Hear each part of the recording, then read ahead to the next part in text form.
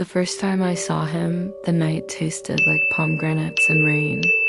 I had slipped from the lantern-bright streets into the old quarter, where balconies leaned close enough to trade secrets, and the cobbles kept the memory of carriages that no longer came.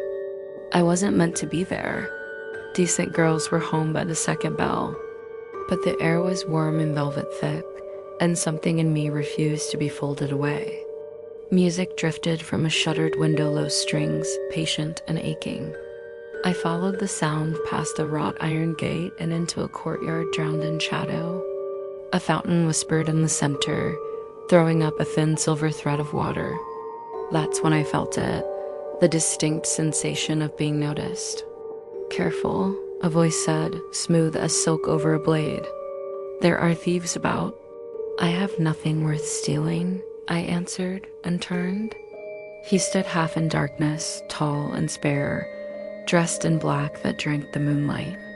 He should have been cold to look at. He was not. Warmth came off him like a quiet fire. His hair was dark, his mouth held a secret, and his eyes didn't reflect light so much as own it. "Your time is valuable," he said, "and that is the only currency worth taking." "Then I'll spend a little," I replied. "On music." The corner of his mouth tilted. "And on danger?" "That depends who's offering." He stepped forward, not touching, but near enough that the hairs along my arms lifted. "Adrien," he said, bowing slightly, as if the name itself was a promise. "And you?" "Mara," he repeated it softly, tasting it. My breath was shallow. The courtyard seemed to have narrowed to just us, the music threading between. "Walk with me," he said. "I'm always expected," I said, offering my hand. "Tonight I'm late." He didn't take it. He brushed the back of his knuckles against my palm instead, a touch so light it felt like a question. We moved along the fountain's rim, our reflections broken by the water's sigh. He asked unusual questions. What song always makes you stop? Which season do you forgive most? Who taught you not to fear midnight? "No one," I said. "I taught myself." "Then you're dangerous," he murmured. We slipped beneath arches where the moon pooled in silver coins. His voice lowered. "May I be honest?" "I insist." "You are luminous," he said, and the word should have been ridiculous, but he placed it carefully. "And I am very poor at resisting light." "Darkness doesn't resist," I said. "It surrounds." "And yet," he replied, "I had been surrounded for so long I had forgotten what warmth felt like." Something in me turned toward him like a flower finding sun. Beneath an arch hung with jasmine, I asked, "Am I safe with you?" He went very still. "Safer than with anyone?" he said, and then after a pause, "and less safe than with anyone." The admission thrilled and chilled me both. He lifted a hand not to take, but to ask. I tilted my throat, foolish and deliberate. His fingertips hovered, close enough for my pulse to race. His breath brushed me, cool and sweet, like violets in winter. "Adrien," I whispered, surprised by how hungry his name felt in my mouth. He drew back slightly, voice breaking. "I am trying to be good." "Don't be," I said. "Be careful."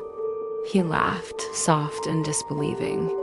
The music swelled, and before I realized it, I was leaning into him. He met me halfway, his brow touching mine. My hands clutched the lapels of his coat. His body radiated heat. "May I?" he asked, the question so gentle it ached. "Yes," I breathed. His kiss was not greedy. It was patient, precise, like a man relearning a language. I rose to him, closer and closer still.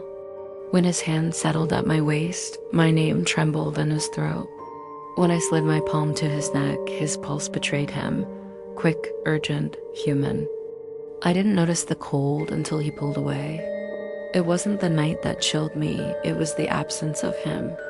He looked at me like a man who had stepped to a cliff's edge and found the drop beautiful. "Another warning," he said roughly. I keep my promises and my hunger. For which? I asked, though I knew. For both. Then promise me this, I said. If I come back tomorrow, you'll be here. He lifted his gaze past me as if consulting some star only he could see. Tomorrow, he said, with gravity that felt sacred. He took my hand at last and pressed his mouth to my wrist. The kiss was almost nothing. Its echo was everything. Do not tell me you're a dream, I said, dizzy. If I were, he murmured, you would not be trembling. I was. He smiled faintly, then stepped away, the night receiving him like water receives a stone. I walked home aching and bright, jasmine and rain still clinging to my lips. When I reached my door, the bell tolled. I stood with my palm against my racing heart, knowing a single kiss had remapped me. Tomorrow, I told the darkness. And the darkness, for once, agreed.